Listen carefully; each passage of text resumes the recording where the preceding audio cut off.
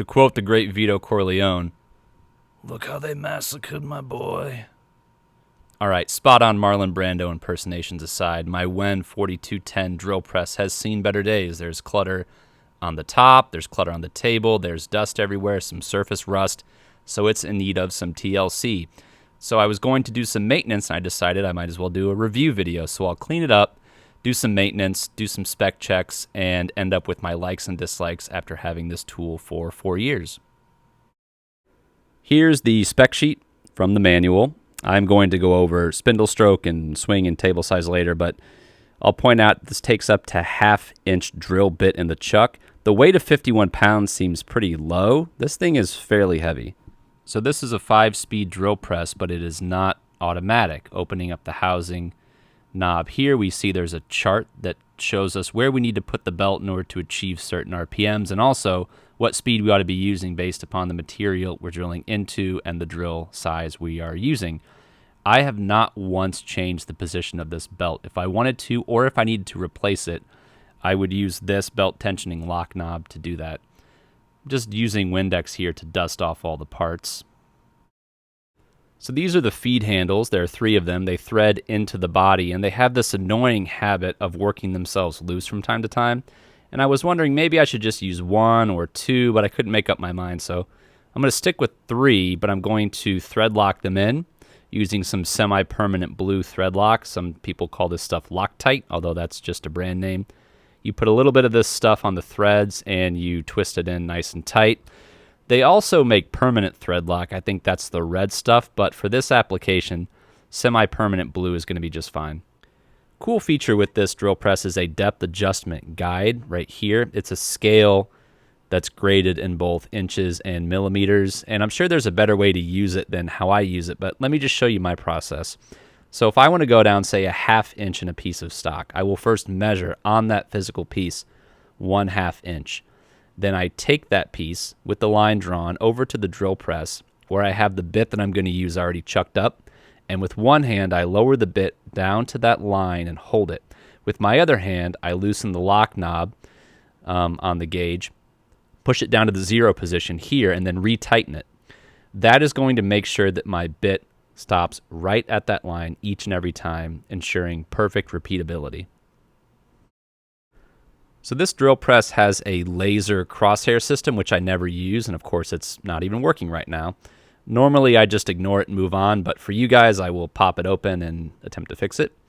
So I took out the batteries, it takes 2 AAA batteries, and put some fresh ones in, hoping that would solve the problem.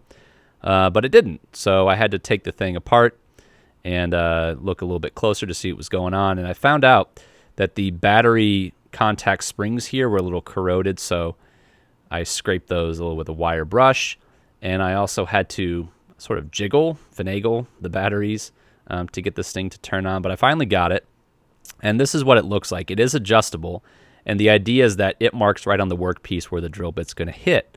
The problem with this system, if you're relying on it for accuracy, is that if your workpiece moves just a little bit right before that bit contacts, or even during, the accuracy is going to be thrown off. A better thing to do is just to use a punch. Mark out where you want to drill on the piece of wood and press it with a punch. That drill bit is going to then follow that punched hole. That's the way you get an accurate drilled hole. Anyway, moving on, this is the spindle return spring. If you need to replace that, that's how you would get to it. This is the chuck key right here, and I put a piece of rare earth magnet on the drill press, and that's where my chuck key's home is. Here is the light switch for the lamp, which I've used a handful of times, which is kind of nice to have if you need it. So this is the chuck, and chucking and unchucking bits is really just as simple as taking the chuck key, putting it in the hole of the chuck, and letting the teeth of the chuck key mesh with the teeth of the chuck. Now, lefty-loosey, righty-tighty is the phrase most people use to remember how to tighten or loosen. I use the right-hand rule. So take your right hand, stick your thumb out, and move your right hand in the direction that you're twisting. If your thumb is pointing toward the thing, it's going to go and tighten it toward the thing. If your thumb is pointing away from the thing, it's going to loosen it. So I want to loosen the thing. So I'm going to move to the left here, and it comes right off. There's some surface rust here on the chuck, but that's easily taken care of with some Windex and some steel wool. I spray the Windex on the steel wool and then turn the drill on and let it do the work. I just hold the steel wool against the chuck, and that rust comes off pretty quickly, maybe 20 seconds. I wipe off the grime, and then I'm going to apply some paste wax here because I can't find my blade coat that I usually use. But paste wax does fine. Just apply it with a rag, use a different rag to buff it off, and as you can see right here, much improved.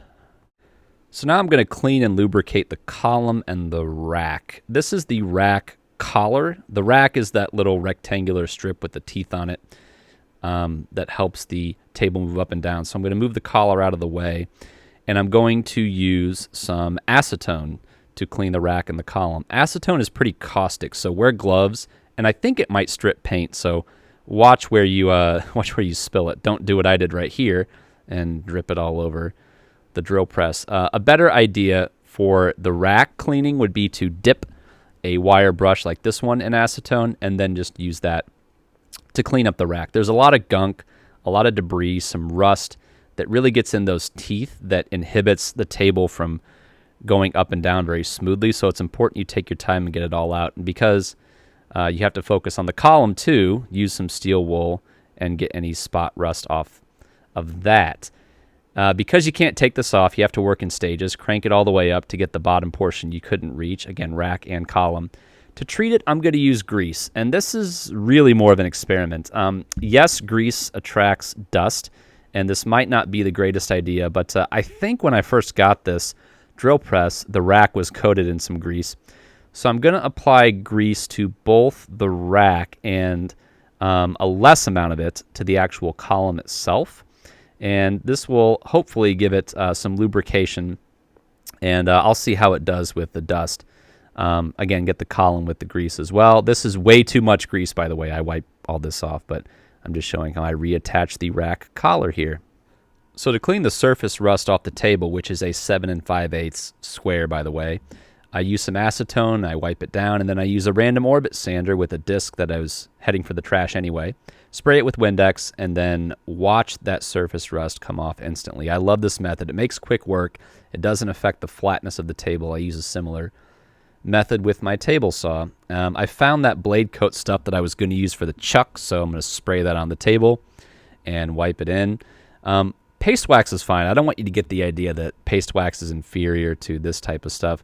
And in fact, once this dried, I went back with a coat of paste wax on top of it, so this has got both on it. The table itself is adjustable left and right, and there's a table angle guide here that shows you at what angle the table's set. I've never used this, in part because the bolt to do it is kind of hard to get to, and I'm lazy. This is the table lock here. This locks the table tightly to the column. So I took this thing off and wire brushed it with acetone and then sprayed some blade coat on it to protect it. A word about using this handle, you need to make sure this is clamped down really, really tight against the column because the drill press exerts a lot of force down, and if this isn't clamped tight, your table could move while you're drilling, and that will absolutely affect the accuracy of what you're trying to do. So this is the base. It has two mounting holes if you want to mount the drill press down to something, which when it was in a different location, I actually did using these bolts and nuts.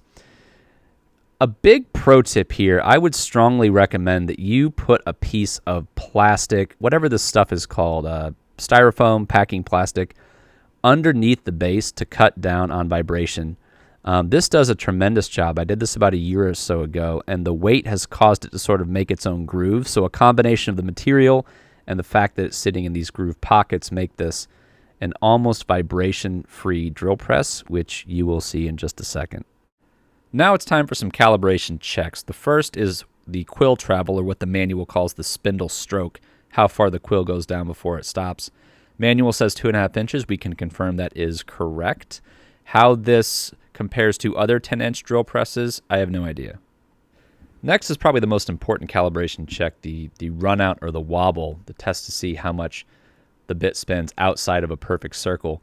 So I chuck up the longest drill bit I have just barely so I can really see it, if there is any, and I turn the machine on. First, I want to point out how few vibrations there are here. This thing runs incredibly smooth. But as far as wobble, holding a speed square next to a running bit, I don't notice any wobble whatsoever, so very impressive. The next test is to make sure the bit is at 90 degrees to the table, so with the drill off, I hold a speed square against the bit and confirm at the left and the right and the front and the back that the bit does sit 90 degrees to the table. If it didn't, you could adjust it left to right, but I don't need to here. I didn't see in the manual how far the table traveled from start to finish, so I'm measuring that with a rafter square noting the start and stop points, and I figured out the table travels a full 7 3/4 of an inch. So again, this information is not in the manual, but the more you know.